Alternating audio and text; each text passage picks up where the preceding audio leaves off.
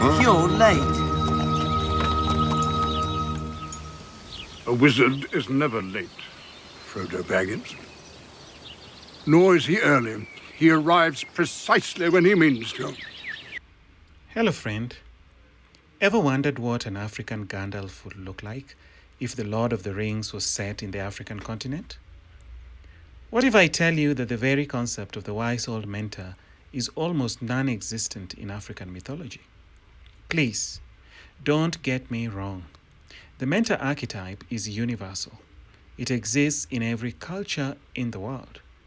But mentors in the African setting do not behave the same as those you see in popular European literature or media. They are not your typical Hollywood mentors. Let us remind ourselves exactly who a mentor is. If you're familiar with the Greek epic, the Odyssey, you know the character called Mentor. Yes, he is the origin of the word mentor.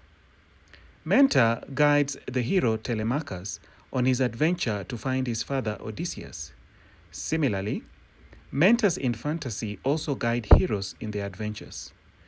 Mentors in fantasy are often inspired by divine wisdom, or they speak with the voice of the divine. A mentor wants the hero to succeed in their journey. Success is often represented by the hero becoming like their mentor. For example, the hero becomes a great warrior or a great wizard like their mentor. Some of the roles played by the mentor include: number one, a mentor as a teacher.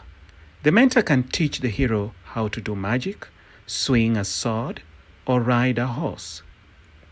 Number two, a mentor as a giver of gifts.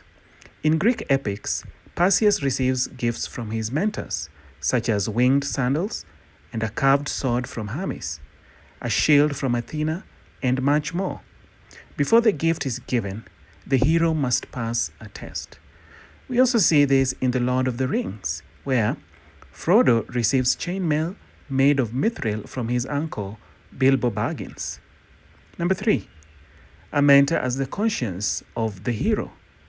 Whenever the hero reaches a point in their journey when they need to make the right decision, the mentor may help them make the right or moral choice. Sometimes, the mentor pushes them to make the wrong choice. Number four, mentors also motivate the hero.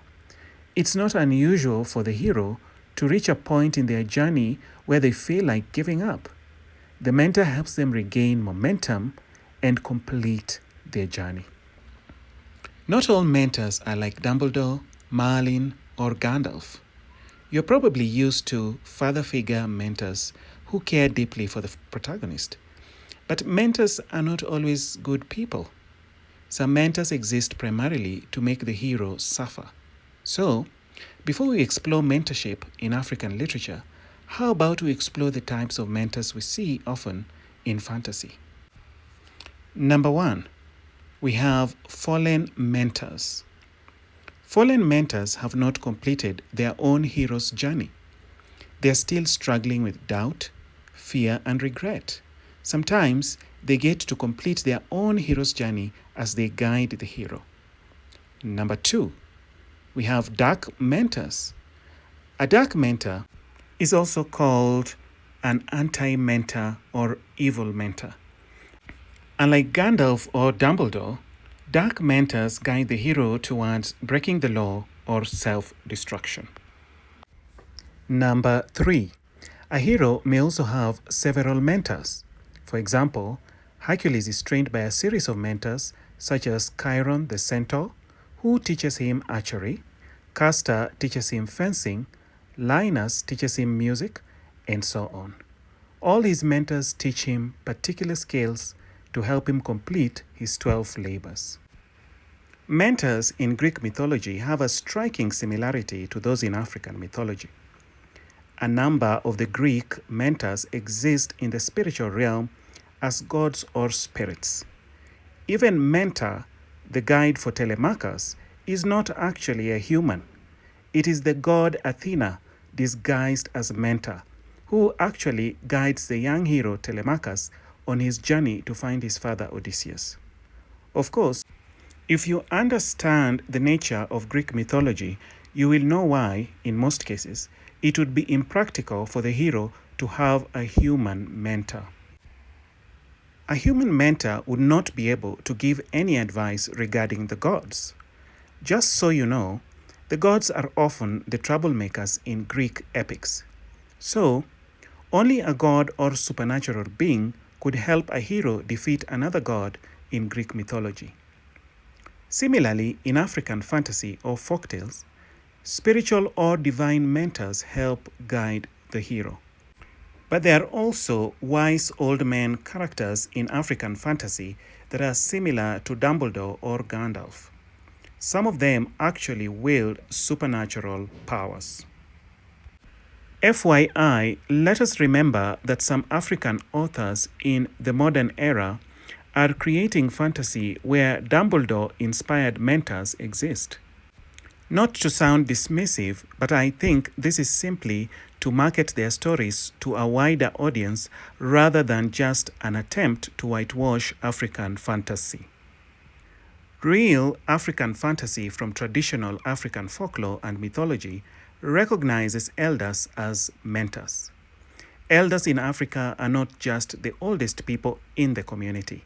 They are also seen as living libraries that can be consulted in times of chaos or trouble. Any older individual in an African setting was assumed to be a custodian of culture because of the traditional and practical knowledge passed on through generations. An elder knew how and where to venerate the spirits. You did not need a Dumbledore or Gandalf for that. Of course, elders were expected to defend the ethics, values, and principles of the community. They were seen as advisors and peacemakers. For instance, among the Soninke of West Africa, a popular epic called Gasire's Lute tells of Gasire, who wishes to become king but his elder father refuses to die. Gasire consults an old wise man expecting advice on claiming the throne.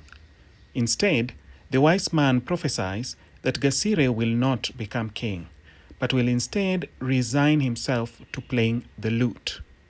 He also says that when Gasire's father dies, others will become king and the empire will fall.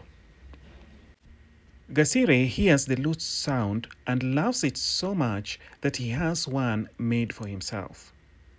But when he tries to play it, no sound emerges. Seeking answers, he is told the lute will only play when he goes to battle. So Gasire and his sons go to war. Yet the lute remains silent even after he loses 7 of his 8 sons. The people exile him along with his remaining wives and children because of his violence and disregard for his family. His father eventually dies, and another person becomes king. However, the empire falls not long after. Once in exile, the lute finally plays when Gasire sings of the empire. Gasire becomes the first griot of the Soninke people. The end. While this is just a summary of a very long story, it shows us how old wise men appear in African fantasy. When we look at the story, we see that Gasire refuses to accept his fate despite what the old wise man tells him.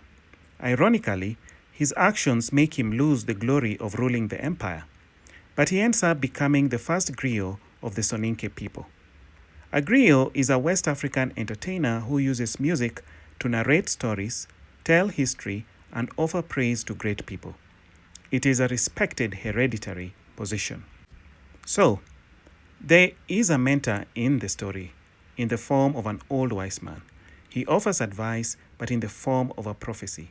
He expects Gasire to accept his fate, but instead, Gasire fights it for the sake of glory and greed for power. In times of supernatural turmoil or calamity in Africa, the shamans or medicine men were consulted. But remember that the shamans had to consult the spirits for advice in such situations. Sometimes the shaman would guide an individual to the spiritual realm so that they could get the answer they needed for themselves. Sometimes a sacred object or entity offers guidance to the hero or protagonist of an African story. There are several African mythologies where people consult sacred trees, sea creatures, and animals for advice. So, a hero in an African fantasy would not have a Gandalf or Dumbledore who had all the answers at the tip of their fingers. But African fantasy also has sorcerers, mages, witches, seers, and powerful wise men who command the power of magic. Such characters do not consult the spirits or engage with the gods before they wield their great power. So, if Tolkien were African and wrote The Lord of the Rings based on an African setting, the character Gandalf would be completely different. Even Sauron would not be able to wield as much magic as he does in The Lord of the Rings. Maybe in my next video, we should compare an African Gandalf and the actual Gandalf. What do you think? Well, that is all I have for this video. I hope you got to learn more about European and African mentors. Please like and subscribe because it helps with the YouTube algorithm. Thank you and good luck.